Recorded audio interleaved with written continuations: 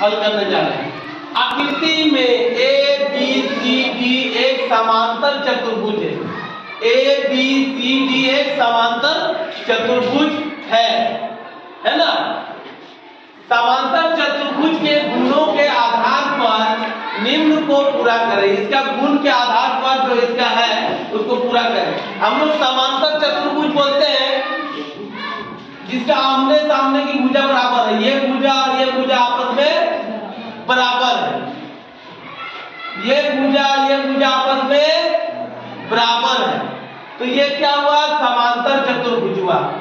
समांतर चतुर्भुज। अब यहां बोल रहा है एडी, ए से डी जो है, ए से डी है, तो उसके बराबर यहां कौन है? आप तुम ही लोग बता। ए से डी बराबर कौन वाला होगा? बीसी। क्या होगा यहाँ पे? बीसी।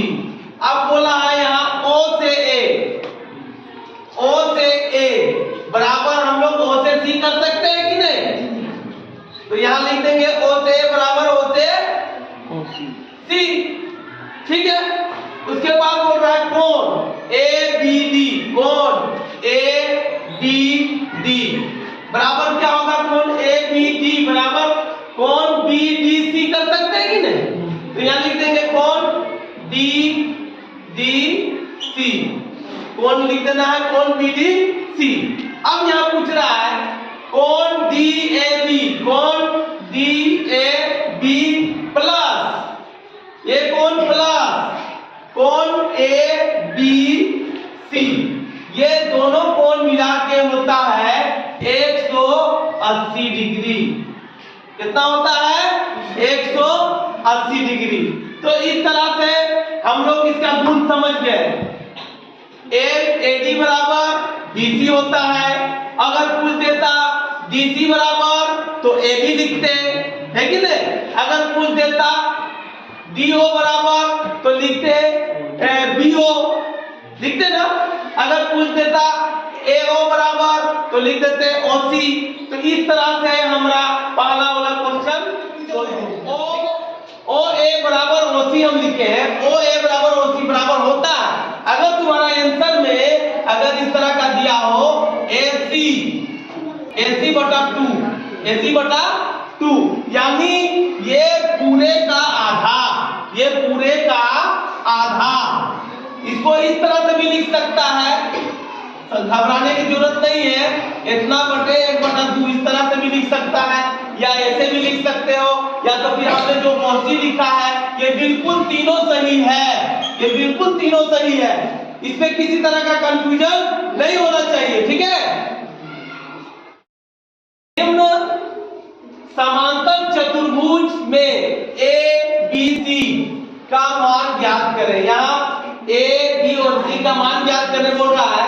एक का मान मेरा दिया हुआ है, एक का मान मेरा दिया हुआ है। तो चतुर्भुज जैसे ऐसे लिखा रहता है, चतुर्भुज एस पी क्यू आर एक समांतर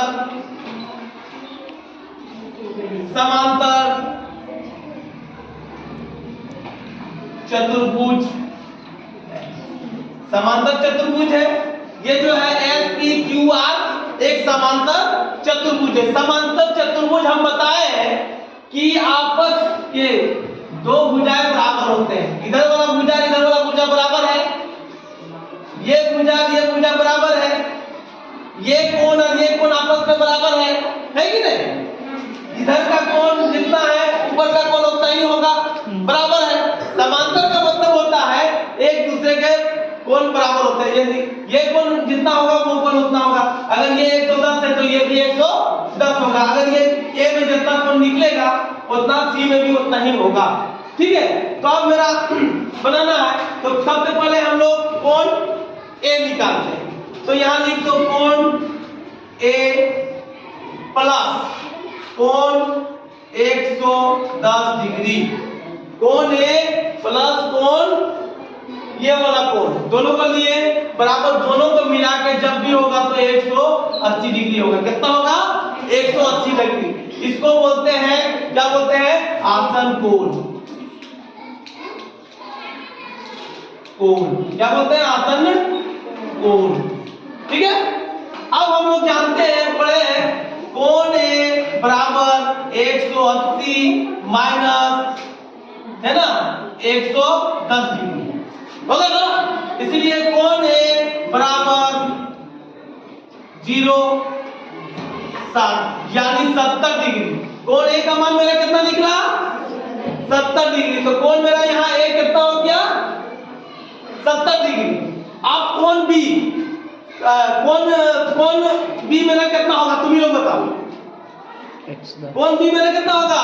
110 होगा, क्योंकि मेरा कोण इधर का जितना कोण होता है उतना ये होता है। तो मेरा कोण बी कितना होगा ऑटोमेटिक? कोण बी कितना होगा? 110 डिग्री। कोण सी कितना होगा?